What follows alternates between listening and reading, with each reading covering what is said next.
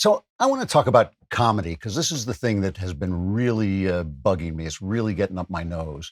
You started out, you had a show with Jimmy Kimmel, The Man Show, and you used to do very elevated comedy like women with large breasts bouncing up and down on trampolines. I loved it. I thought it was fantastic. So I found an article in which they traced the trajectory of Jimmy Kimmel and Adam Carolla, right? And here's just a line from this article. Really? I didn't know there was an article. Yeah, here it is. He said, both have gotten themselves in trouble in 2020. Jimmy Kimmel apologized after blackface impersonations resurfaced and caused a frenzy. Carolla stirred controversy, posting tweets downplaying COVID-19. Now, that seems to me a big difference. One of you is speaking your mind and saying what you have to say, and the other one is apologizing. Now, I know that you're pals with Jimmy Kimmel, and I don't want you to say anything bad about him, but has he become a sniveling eunuch? Jimmy is one of the best people I've ever met in my life. I'm sure that's true. But he is one of the best individual people I've ever met in my life, but he has to navigate and negotiate Hollywood, and Hollywood is relentless. I mean, it just is relentless. I don't have his national stage. I do a podcast. I write books. I make documentaries. I basically pulled myself off of that stage or was asked to leave many years ago. And I had somebody say to me the other day, they said, "Did you see all this coming?" And I said, "Nah, I don't think so." And they said, "Well, you've been doing a podcast for over 12 years. Like, you must have known something." And I was like, yeah, maybe I did know. Maybe I did know that I was not going to be able to live in that world. I wasn't going to be able to live in that corporate world. Wasn't going to be able to make my money off of, doing sitcoms and being a part of Hollywood in a more mainstream way like I was. And also, I didn't really get into this to be successful as much as I got into it to speak my mind. I've always just kind of been that way. I don't look at it as a choice or brave or defiant or anything. I got into comedy to speak my mind. I don't even claim that all that comes out of my mind is correct. Although given a little time and a little perspective, you will find that most things I announced did come to fruition or were correct. But I said COVID affects old people and sick people, and the rest of you got played. And who's next? What's next? When are you getting played next? And I meant it. Judd Apatow told me, take that down. I said, I don't think so. And I think save, the tweets where you go, my 14-year-old nephew got COVID. I get it. I'm not saying nobody outside of those two realms, but I'm saying by and large, that's where the death toll was. And that's what I was saying. And all I was saying is they made it seem like this was going to get to everybody and kill everyone. And my feeling is why don't we focus on the people who are at risk and give, we don't have unlimited time or resources. Why don't we decide who's at highest risk here and focus on them and leave my 14-year-old twins out of the equation? And that's what I meant, and I'm sticking by it. But, when you were asked to apologize, you actually said, you had a line, I think I'm getting this line right, I'm not apologizing, I'm a comedian. And it seems to me that apology culture is like a cancer on comedy. I mean, Kimmel has to apologize for having once worn blackface. Is it really bad to imitate a black person like Oprah Winfrey or something like that and put on blackface to do it? I mean, I understand that there was a culture of blackface that was inherently racist, but is it necessarily racist to dress up as somebody in order to make fun of them? Isn't that like a nice thing? Isn't that kind of, don't friends make fun of one another? Is there any way you can continue to be funny if you have to apologize every time you step over the line?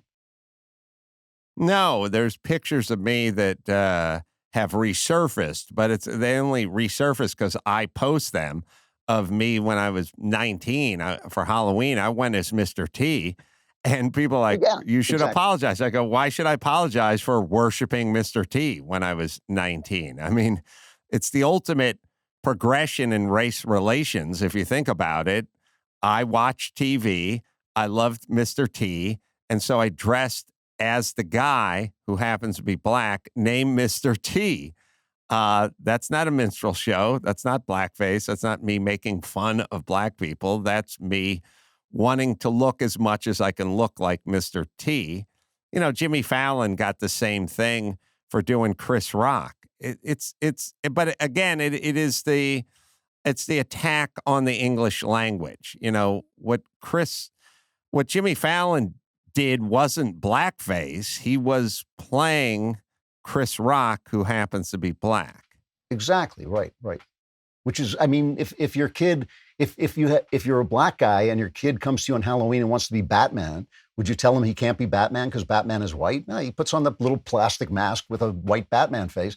And why can't a white kid be Black Panther? I mean, is that essentially wearing blackface? And yet, what's fascinating to me about it is Megyn Kelly was thrown off TV for suggesting that might be the case, that blackface might not always be racist.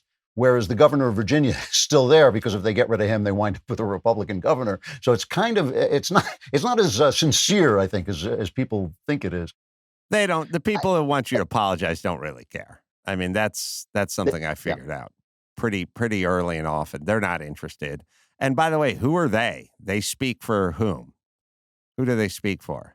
The black community, right. The Batman community, the Mr. T community. Like who decided that you would be the spokesperson for this person or this group? I reject that notion.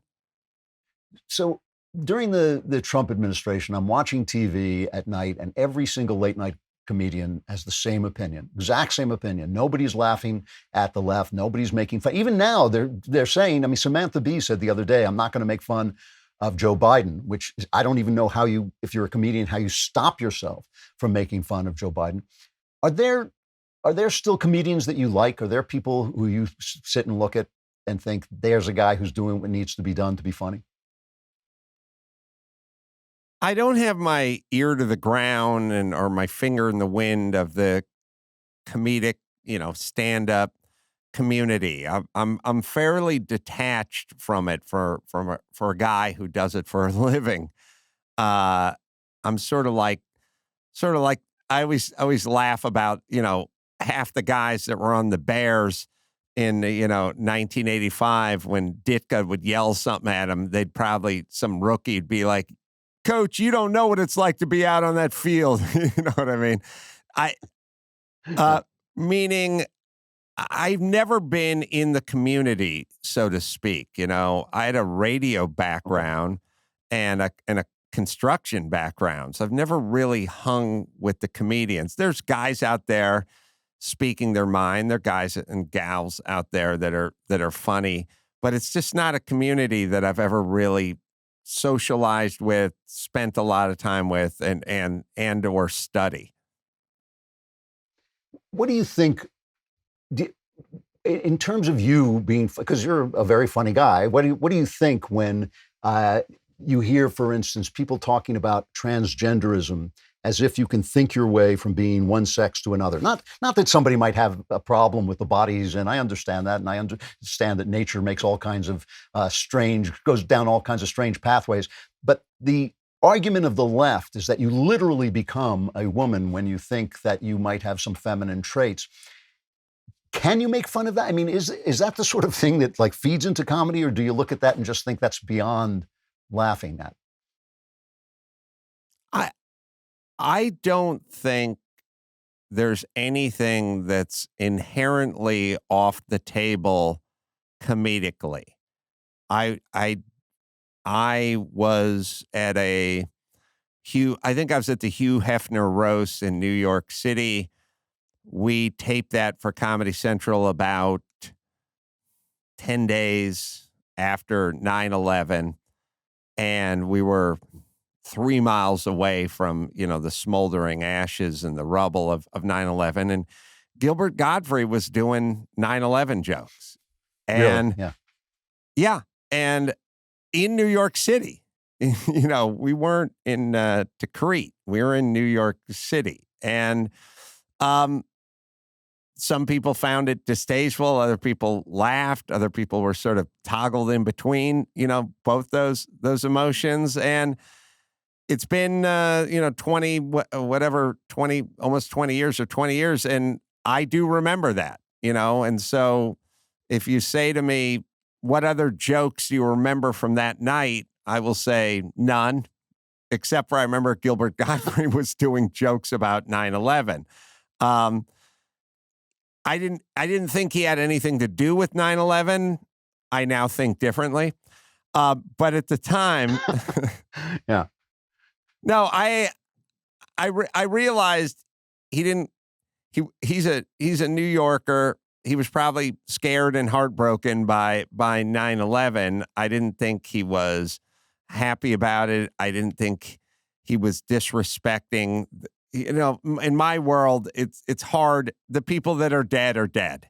It's hard for him to disrespect them. I didn't assume family members were in the audience, and that's his prerogative.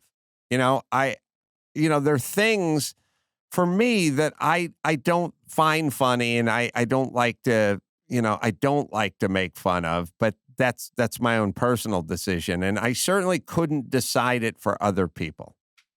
Right. And you don't want to destroy the guy for stepping. I mean, comedians step over the line sometimes. That's kind of part of your job. Yeah, although, I would kind of argue for a comedian, there shouldn't be a line. Maybe there should be a line for politicians and school teachers and bus drivers, but I don't know if there should be a line for comedians. That's what comedy is, historically.